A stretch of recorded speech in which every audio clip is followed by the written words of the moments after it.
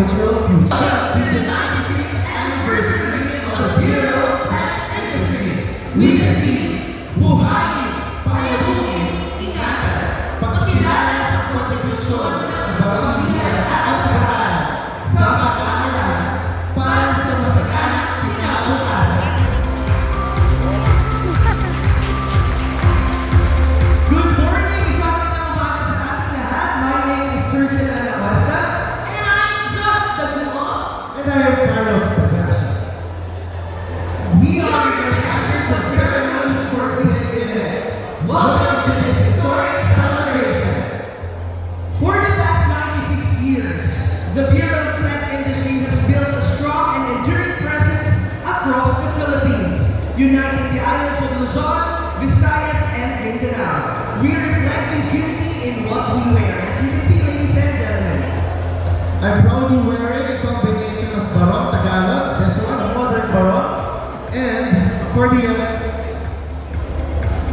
This ecumenical prayer reflects our unity in diversity as one BPI family committed to nurturing life, protecting our crops, and securing our agricultural future.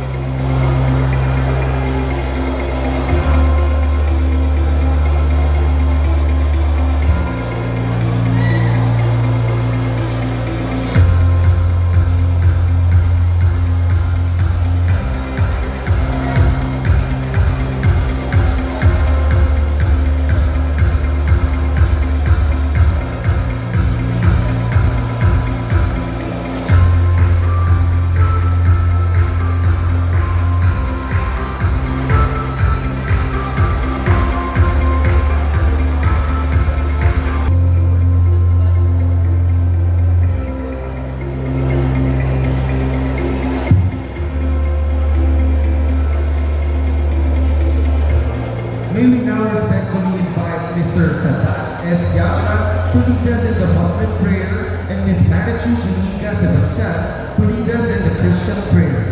Please remain standing for the singing of the Philippine National Anthem to be led by Mr. Miller, first of the BPI family. Starting with Senator Francis Kiko Pangilinan for Agriculture, Food and Agrarian Reform and Constitutional Amendments and Division of Codes, Injustice and Human Rights. The Secretary of the Department of Agriculture, Francisco P. Unaurel Jr. And of course, we are very much happy for gracing our event. Let us give a big round of applause to the Honorable City Mayor of Manila, Honorable Francisco Isto Moreno Dumagoso. Good morning and welcome, sir. We also have our guests from our dear embassies, starting with the Deputy Head of Mission of the Embassy of the Argentine Republic, Minister Plenipotentiary Leandro Weissman. We are the cultural attaché of the Embassy of the Federative Republic of Brazil, Ms. Virginia Capi, together with her technical assistant, Ms. Trisha Marie Messina. We would like also to welcome the Agricultural Counselor from the Embassy of Canada. We have Ms. Penelope Kirsch. Also have our Deputy Chief of Mission and Consul, Embassy of Chile, Mr. Pedro Pizarro.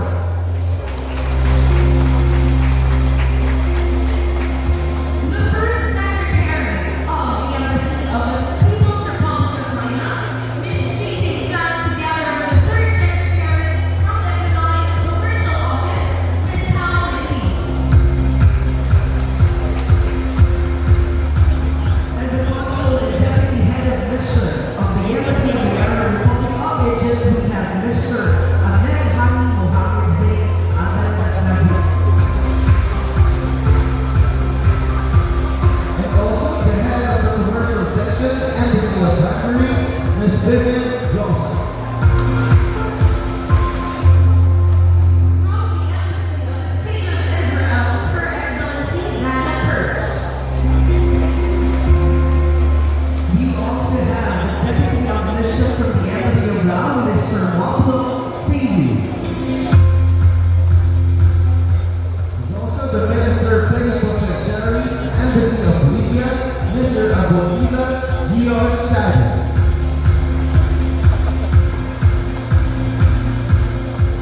From the Embassy of Malaysia, His Excellency Kedah Dato' Abdul Malik Melvin Estelino. And we also have the Deputy Chief of Mission and the Minister Counselor of Malaysia, Minister Counselor Mr. Muhammad Iqbal Ismail, and Deputy Chief of Mission Mr. Jufri Nizar Andrews. Also the charge of the Embassy of the Republic of the Union of Myanmar, Uso Popo. The Second Secretary of the Embassy of New Zealand in the Philippines, Mr. David Canelo.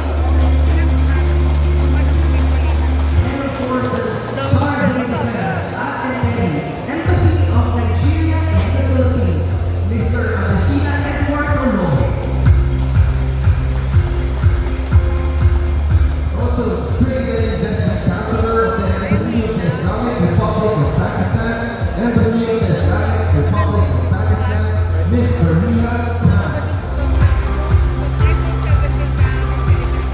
The First Secretary from the Embassy of Papua New Guinea in Manila, Mr. Foster Emerald.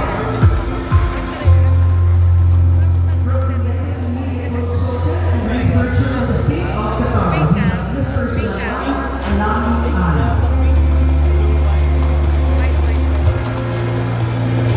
Also, the Trade and Development Officer, Embassy of Romania, Gerald L. Nunez.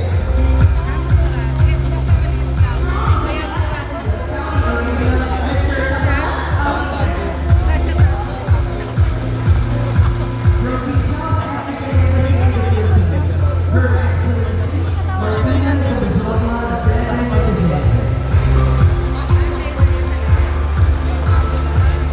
The Embassy of the Socialist Republic of Vietnam in the Philippines, His Excellency Lahman Bin. The Secretary for Economic and Commerce State, Embassy of the Republic of India, Mr. Jivan Astapa. And for our key government officials, we have here the Undersecretary for Bangsamoro Autonomous Region in Muslim Mindanao. Ladies and gentlemen, it is Engineer Zalman and Alpatua. Also, we have the Assistant Secretary for Logistics, Sir Delia Alfonso and Ataya. The Program Director of the National Livestock Program, Dr. Dao Mungka. And the Administrator of the National Food Authority and our former Director of the Bureau of Land Industry, ladies and gentlemen, Dr. Nani Arvizo.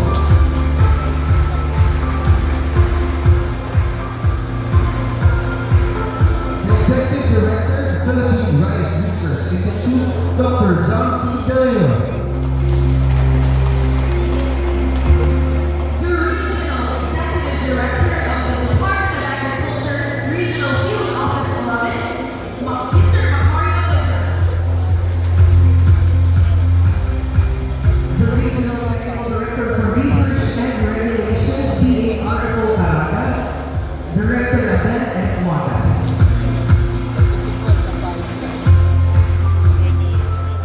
From the Philippine Carabao Center, Science Research Specialist Team, Mr. Edward Paradiso.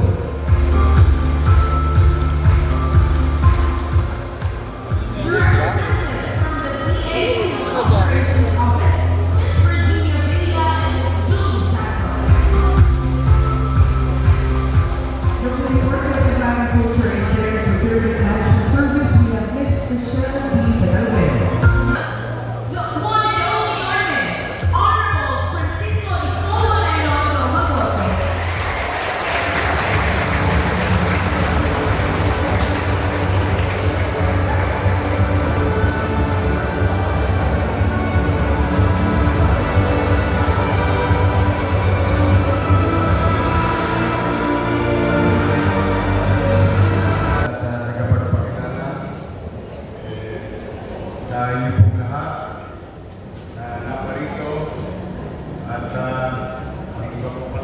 galing pa sa iba't ibang dako ng bansa. Welcome po kayo sa Manila.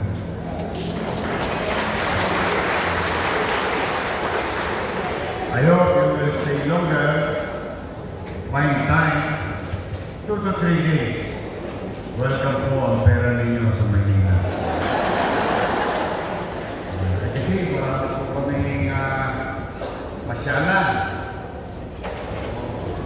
At salin-salin na pagkayanan ng pamahalaan nasyonal at lokal upang pag-ibayuhin yung aming mga makasaysayang bahagi ng lungsod at maging maaliwalas ito pagkaigay-gaya sa mga tatao sa amin.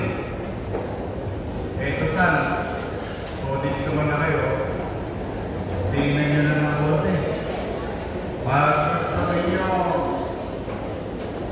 hotel, 5 star, dito sa Wakari,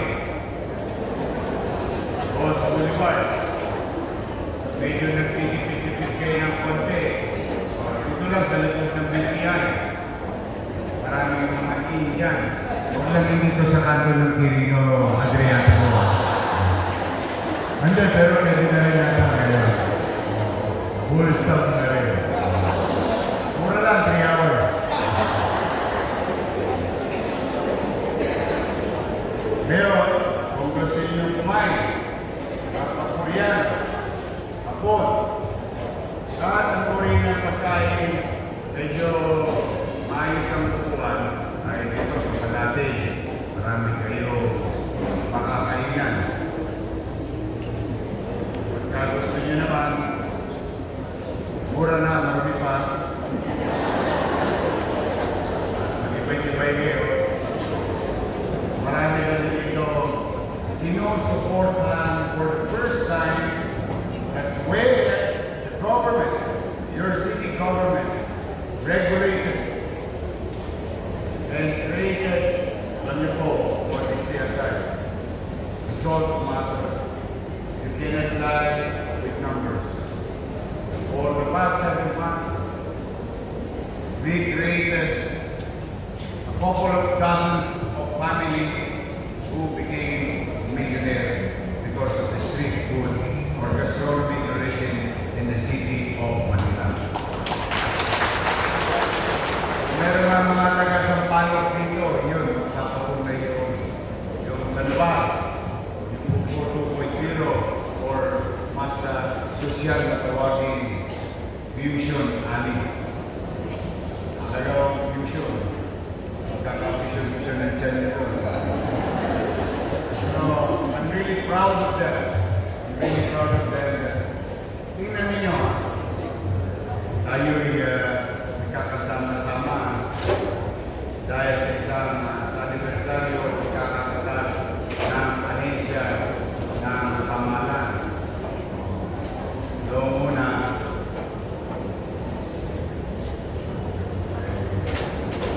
BPI. Ito, alam lang yata ng Pilipino, Bank of Philippine Islands.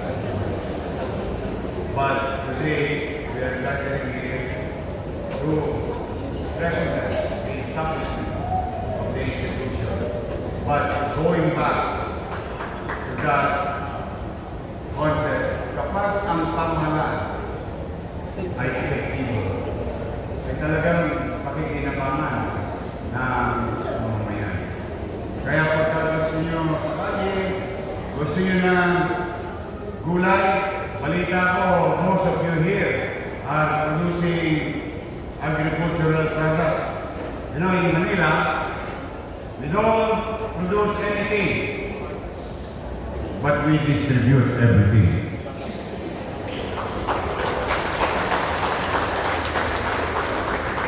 The height of pandemic, even big markets in Metro Manila are being shut down in the first few weeks. Your city government begged to disagree under my voice. No. We will pay the price of being infected because some people will come in and out the city coming from the provinces, but I don't want my people dying ilat ang mata. Pag walang makakain, kahit anong dami ng pera mo, ay mahapdi ang mamatay ng natilat ang mata dahil umatalag.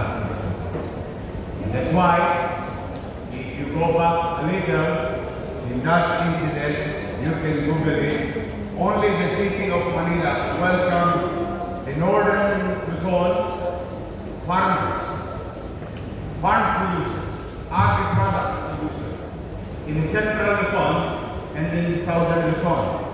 Lahat sila doon sa recto pagkagabi, or what we call the night market. And when the DOH of Japan saw that we start addressing also the drivers, painante, biyahero ng mga gulay, prutas, isda, manok, para itinda sa Metro Manila at siyempre sa Maynila. O yun ay binuksan na muli, o yung Balintawak, o yung Cubao, and so on and so on. So talagang napakahalaga. Maaaring sa ibang tao ay tinitipik balikat na lamang pagka medyo hindi nila masyadong nakapansin dala ng maraming entertainment na napapanood, nalilibang ang tao, nakakalimutan na nila yung halaga ng pagkakatatag ng mga ahensya natin.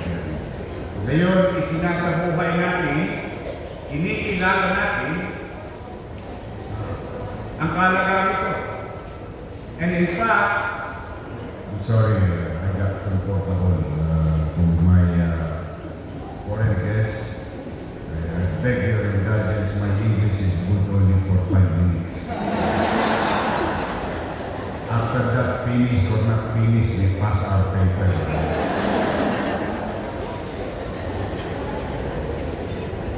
kaya bagay na ang mga susunod na henerasyon ay patuloy na ipaalala sa kanila the value and particularly ang Bureau of Plants and Medicine. Ang luntian ng pagkain, paggamit ng science, skills, resources na naman sinichika natin sa buong Pilipinas, sa inyo nagmula. Kaya bagay na ito papasalamat dapat ang bawat Pilipino, ang bawat empleyado ng BPI sa buong Pilipinas. Their dedication to excellence and continued belief that food insecurity is threat to national security. Food production is a must. As we speak, children are being born. It will occupy space. As human beings, population, or patuloy na paglaro ng tao sa mundo, ito ay uupa ng espasyo. At ang espasyo ay patuloy na liit. At pagliit ng espasyo, siya namang paliit ng paliit ang mga lupain na maaaring magamit ng mga susunod na henerasyon para mag-produce ng pagkain. Kaya, through BPI and some attached agency also, the scientists behind it, the specialists behind it, the dedication of each and every one of you, you may save the future.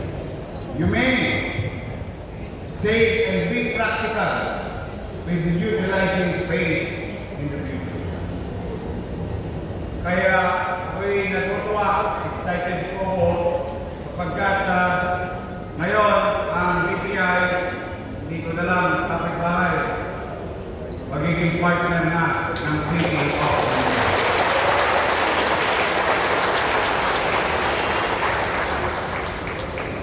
Elip sa gusto mga panyata, mga naninindihan nila yung sinasabi.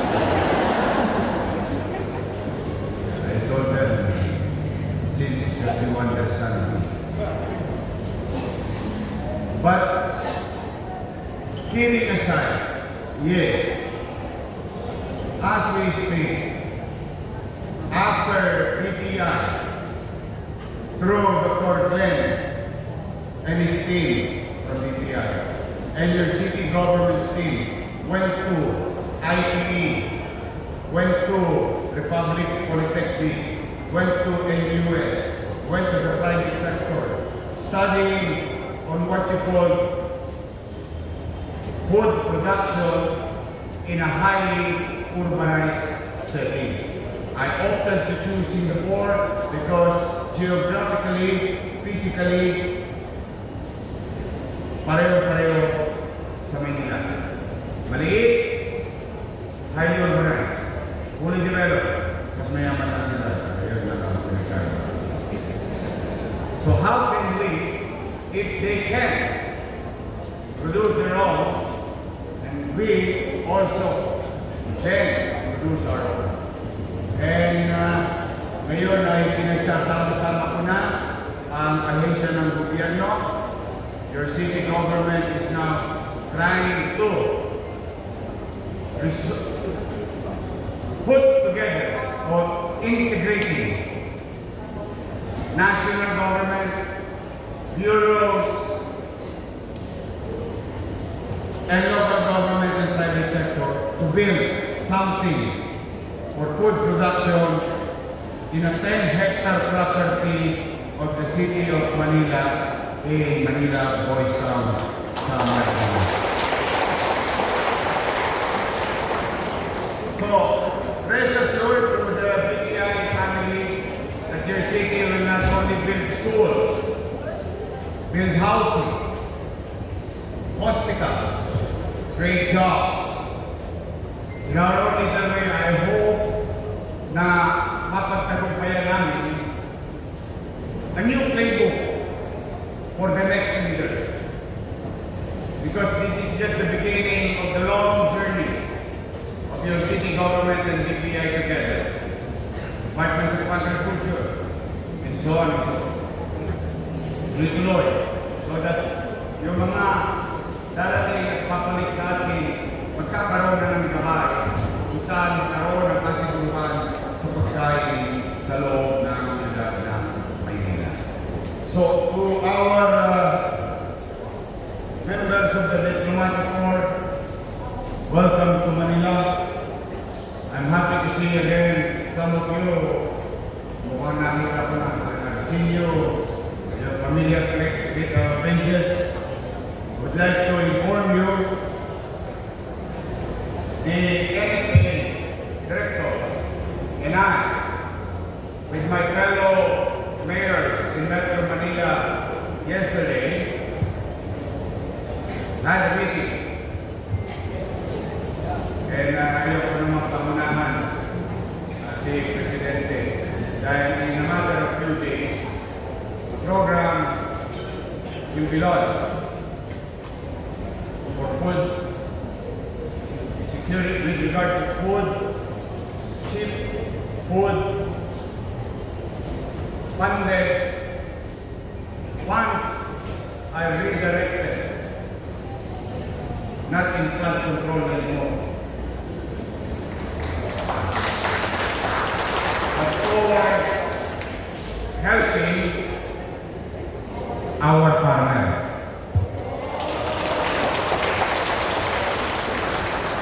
Kaya ang payo ko sa inyo, pag-uwi ninyo, tanim nyo na yung palay nyo. Kasi we were very specific yung program. Tuwan-tuwa po ang NFA, sigurado. Tuwan-tuwa po. Kaya ko na sila maganaw. Pero pinatikin ko na kayo na darating yung magandang balita. And this time around, idadaan na sa lokal na pamahalaan. Why? Ano bang pinagkaiba nung nasa nasyonal, nasa lokal?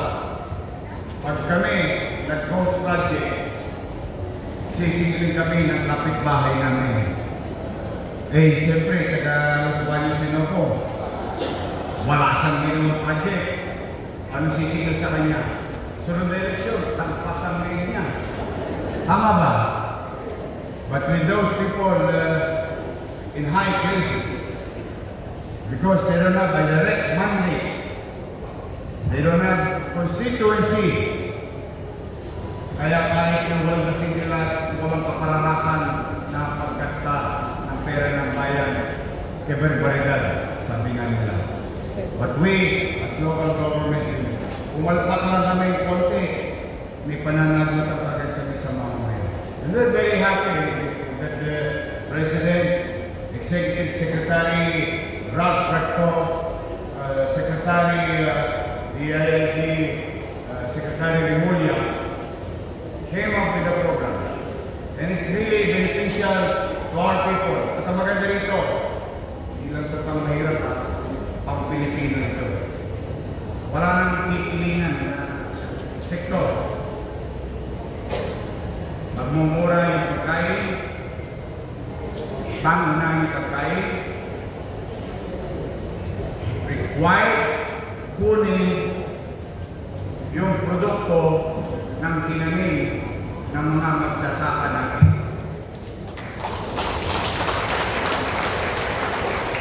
Kaya pag ang mayor hindi bumili ng iba, sasabihin nyo ano, hindi ko sasabihin bigas ito. Pag hindi bumili ng iba, manalagot. So I'm really happy for each and every one of them. May awan. Kami naman, to our partner, General Glenn Panganiban, our director, BPI, Larry Lacson, Administrador, National Food Authority, to Helminilda, Kapitan, Assistant Director, Joel Desmundo, Assistant Director for Regulatory Services, John De Leon, Executive Director, Philippine Rice Research Institute, Joel Dator, Field Rate Director, fellow public servants, especially si Mayor Nopon, Joseph Udoldo ng FBI, the diplomatic corps, sa lahat kayo na bahagi ng pamahalaan at mga bisita namin sa Manila. Now our own legal way, as your local government unit. Now you have a friend in the city of Manila.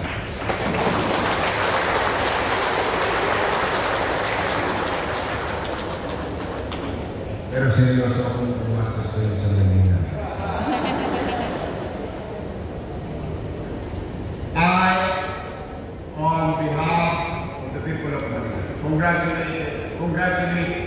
congratulations to the BPI family. 96 years. So I'll be seeing you in your 100 years.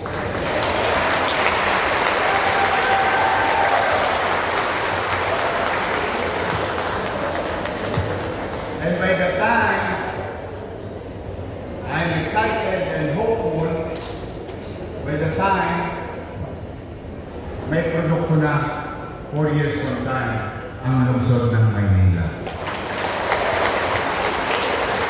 Through your help. Again, I'm not asking too much. Manila is a road city. Yes. If you want beautiful buildings, I will redirect you to Taguig. You'll see BGC there. Beautiful architecture, modern. They have it there. Go to Makati, they have better buildings. You go to Pasig, Ortigas, they have better buildings. Modern, properly defined, designed by recent architects. But they may have all those things, they may have all those things, good for them, but we are proud of an old city, a 500 plus year old city of Manila. Why? Because we are character.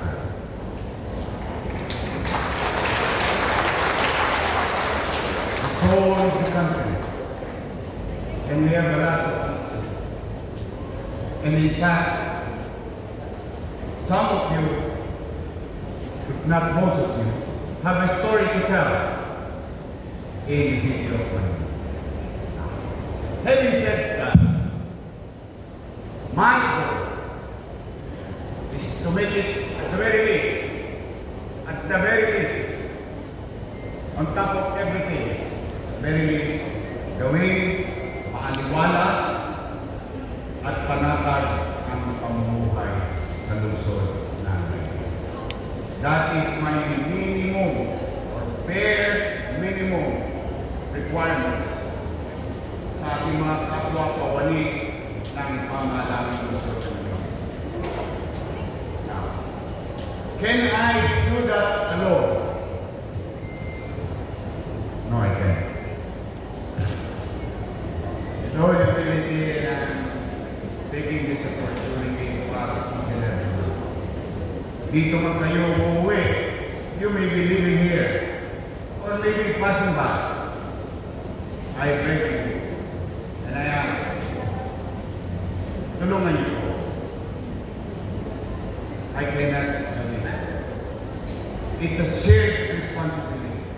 Cleanliness, peace and order, and so on. At bilang pagtulong ninyo or pagtupad sa kusang disiplina, isusuklihan ko naman kayo ng mainam, masino, at episyenteng kapitolyo ng bansa na lungsod ng Manila. Because we all of you celebrating success of BPI 96 years after and looking forward for 100 years. If we come together with the help of the international community, private sector, government, local and national, we come together, we can make Manila great again. Congratulations, BPI. Pasensya na kayo, nahawakan ko ang mikropono. But, last call. Uy-ikot naman kayo. Gusto niyo ng karaoke? Sa Raon, maganda doon yung mga karaoke naman. Gusto niyo ng tela? Sa Tabora. Doon, sa Recto. Gusto niyo ng net? Doon sa Waluna, Linoleum, Paso, sa MD Santos, Tasa, everything. Kaya, half joke, half meet yun ha. Ikot po kayo. Muli, maraming salamat. Congratulations, BPI family. Magandang umaga at pagkalain naman kayo na ako. Manila! Thank you.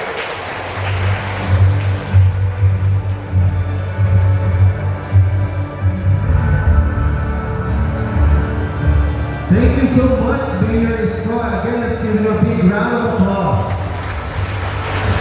Truly, the support of the city of Manila is warmly felt. And now we will proceed with the awarding of the certificate of appreciation. May I invite our director, General invite our assistant directors, Sir Ruel C.S. Mundo and Dr. Rubenilda Gabartan to give the certificate of appreciation. Yes. The citation reads, Department of Agriculture, Bureau of Plant Industry, Certificate of Appreciation is presented to Honorable Francisco Escobar Donoboso, Mayor, City of Manila, for being the guest of honor during the BPI 96th anniversary Weave-A-Thon Buhayin Payupungi Ingatan, pagkilala sa konstitusyon ng kababaihan at kabataan